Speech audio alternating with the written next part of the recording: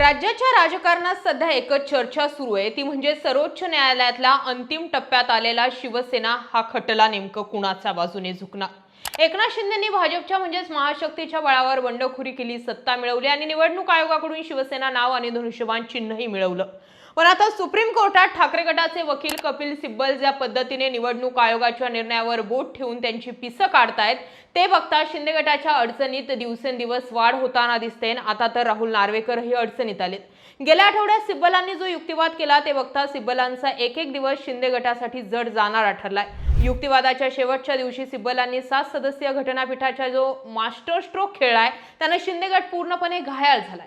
काहींनी त्यावर असा आक्षेप घेतलाय की यामुळे खटला अजून लांबणीवर पडणार आहे, परंतु कधी तात्पुरत्या इलाजापेक्षा आजार मुळापासून उखडून फेकण्यासाठी दीर्घकालीन उपचाराची गरज असते, त्यातलाच हा प्रकार म्हणावा लागेल। जर कोर्टाने निवडणूक आयोगाचा निर्णय फिरवला आणि शिंदे गटाकडून नाव आणि चिन्ह काढून घेतलं किंवा ते गोठवलं तर उपमुख्यमंत्री एकनाथ शिंदे यांचं राजकीय अस्तित्व आणि त्यांचं महायुतीतलं स्थान धोक्यात येईल अशी राजकीय वर्तुळात चर्चा आहे। ज्या भाजपच्या भरवशावर शिंदेंनी एवढी मोठी उडी घेतली तीच महाशक्ती पुढे काय करेल, पक्ष आणि चिन्ह हातून गेल्यावर शिंदेंकडे कोणते प्रॅक्टिकल पर्याय उरतील आणि महाराष्ट्राच्या राजकारणावर काय परिणाम होतील यावर बोलणंही गरजेचं आहे। त्यासाठी हा व्हिडिओ शेवटपर्यंत पहा। कपिल सिब्बल यांनी सर्वोच्च न्यायालयात ज्या धारदार आणि टोकदार कायदेशीर अस्त्रांचा मारा सुरू केलाय त्यानं केंद्रीय निवडणूक आयोगाच्या तथाकथित स्वायत्ततेची पिसं तर काढलीच जात आहेत, पण त्यासोबतच शिंदे गटाच्या पायाखालची वाळूही सरकली।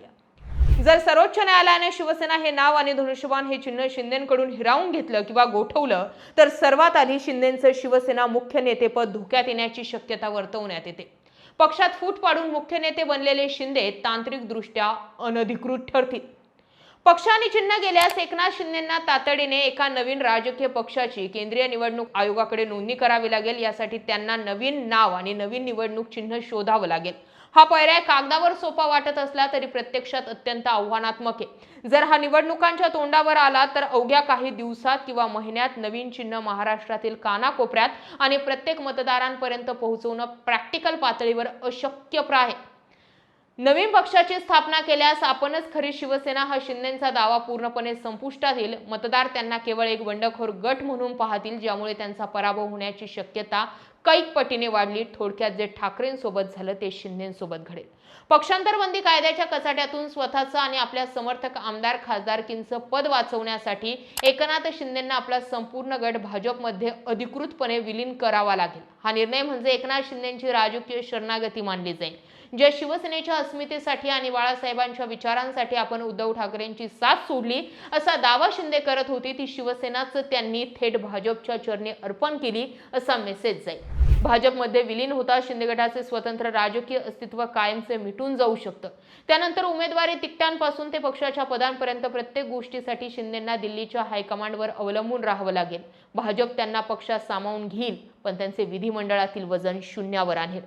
चौथा मुद्दा म्हणजे जर नवीन पक्ष काढण्या इतका वेळ नसेल आणि विलिनीकरणही करायचं नसेल तर तिसरा प्रॅक्टिकल पर्याय म्हणजे शिंदे आणि त्यांच्या सर्व लोकप्रतिनिधींना आगामी लोकसभा आणि विधानसभा निवडणूक भाजपच्या चिन्हांवर लढवावी लागेल। यामुळे तांत्रिकदृष्ट्या त्यांचे आमदारकीचे पद वाचू शकते, परंतु निवडणुकीनंतर सर्व लोक भाजपचे अधिकृत आमदार बनतील, एकनाथ शिंदेंचे नाही। एकदा का शिंदेंचे समर्थक आमदार भाजपच्या चिन्हावर निवडून आले की ते शिंदेंचे ऐकण्याऐवजी भाजपच्या आदेशावर चालतील। परिणामी एकनाथ शिंदे हे केवळ नावापुरते नेते राहतील आणि त्यांचा स्वतःचा गट त्यांच्या हातातून निष्ठून भाजपचा भाग बनेल। पाचवा मुद्दा, सर्वोच्च न्यायालयाच्या निर्णयाविरोधात शिंदे कायदेशीर पर्याय म्हणून पुनर्विचार याचिका किंवा त्याहून मोठ्या घटनापीठाकडे दाद मागू शकतात, परंतु न्यायालयीन प्रक्रियेला मोठा वेळ लागतो। जर कोर्टाने तातडीने स्थगिती देण्यास नकार दिला तर केवळ याचिका दाखल केल्याने निवडणुकीच्या काळात काहीही प्रॅक्टिकल फायदा होणार नाही। निवडणुका जुन्या स्थितीवर किंवा चिन्ह गोठवूनच लढाव्या लागतील। हा पर्याय केवळ वेळ काढूपणाचा ठरेल। जोपर्यंत कोर्टाचा अंतिम निकाल येत नाही तोपर्यंत शिंदे गटातील आमदारांमध्ये प्रचंड असुरक्षिततेची भावना राहील। तिकीट मिळण्याची आणि निवडून येण्याची शाश्वती नसल्यामुळे अनेक आमदार या काळात शिंदेंची साथ सोडून उद्धव ठाकरेंच्या गोटात घरवापसी करण्याचा प्रॅक्टिकल निर्णय घेतील। थोडक्यात सांगायचं, जर एकनाथ शिंदेंच्या हातून पक्ष आणि चिन्ह गेलंच तर ते राजकीयदृष्ट्या भाजपसाठी निरुपयोगी होतील। ज्या भाजपच्या भरवशावर त्यांनी एवढा मोठा सत्तेचा महाल उभा केलाय तीच महाशक्ती त्यांना स्वतःमध्ये गिळंकृत करून टाकेल किंवा त्यांना पूर्णपणे हतबल करून सोडेल। हाच यामागील सर्वात मोठा प्रॅक्टिकल धोका। सध्या महायुतीत एकनाथ शिंदे यांचं वजन आहे. थेट दिल्लीशी ऍक्सेस, राज्यात मास लीडर म्हणून त्यांची असलेली ओळख ही केवळ त्यांच्याकडे असलेल्या शिवसेना हे नाव आणि धनुष्यबाण या चिन्हावर अवलंबून आहे. परंतु पक्ष आणि चिन्ह गेल्याच्या दुसऱ्याच मिनिटाला महायुतीमधील त्यांचे स्थान केवळ दुय्यम दर्जाचं होईल. एकनाथ शिंदेंनी बंड करताना सांगितलं होतं, माझ्या पाठीशी जगातील सर्वात मोठी महाशक्ती आहे. पण भाजपचं राजकारण हे अत्यंत व्यावहारिक आहे.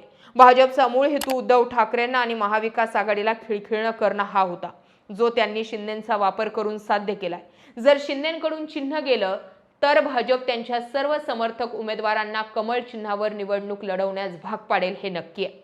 एकदा का शिंदेंचे आमदार भाजपच्या चिन्हावर निवडून आले की ते भाजपचे कार्यकर्ते होतील, शिंदेंचे नाही. म्हणजे ज्या महाशक्तीच्या भरवशावर शिंदेंनी उडी घेतली तीच महाशक्ती शिंदेंचं स्वतंत्र राजकीय अस्तित्व गिळंकृत करून टाकेल. अंतिम निकालात सर्वोच्च न्यायालयाने शिंदेंकडून शिवसेना आणि धनुष्यबाण हिरावून घेतलं तर एकनाथ शिंदे हे महाराष्ट्राच्या इतिहासात भाजपच्या मदतीने स्वकीय पक्ष संपवणारे आणि शेवटी स्वतःच संपणारे अगतिक नेते ठरतील, इतकंच खरं. सिब्बलांचा सध्या युक्तिवाद अशा मोमेंटला आलेला आहे की जर 7 सदस्यीय घटनापीठाकडे ही सुनावणी गेलीच तर त्यावर दुसरं कुठलंही वेगळी सुनावणी होईल असं वाटत नाही. त्यांचा निर्णय अंतिम राहील. आजच्या सुनावणीमध्ये राहुल नार्वेकर ज्या पद्धतीने निवडणूक आयोग सोयीस्करपणे एकनाथ शिंदेंच्या बाजूने किंवा आपल्याला ज्या डेस्टिनेशन पाशी शिंदेंना नेऊन सोडवायचे तिथे त्यांनी सोडलं, तेच काम राहुल नार्वेकर यांनी विधानसभा अध्यक्ष म्हणून केलं आणि आज त्यांच्यावरच घात जो आहे तो कपिल सिब्बलांनी केला. त्यामुळे आजच्या या सगळ्या सुनावणीमध्ये एकंदरीत असं दिसतंय की एकनाथ शिंदेंकडील पक्ष आणि चिन्हापेक्षा मुद्दा हा आहे की चिन्हच जर गोठवलं गेलं तर जे ठाकरेंना शून्यातून सुरुवात करावी लागली तशीच सुरुवात शिंदेंनाही करावी लागेल. ठाकरे या नावावरती उद्धव ठाकरे तर तरले, पण एकनाथ शिंदेंच्या नावावरती त्यांचा गट चालू शकेल का, हा खरा प्रश्न आहे. तुम्ही या मुद्द्याकडे कसं पाहता कमेंट सेक्शनमध्ये जरूर व्यक्त व्हा. वेगवेगळ्या माहितीचे अपडेट्स लगेच तुमच्यापर्यंत येण्यासाठी चॅनल सबस्क्राईब करा आणि नोटिफिकेशन बेल ऑन करा, म्हणजे व्हिडिओ टाकल्या तुमच्यापर्यंत पोहोचेल. जय महाराष्ट्र.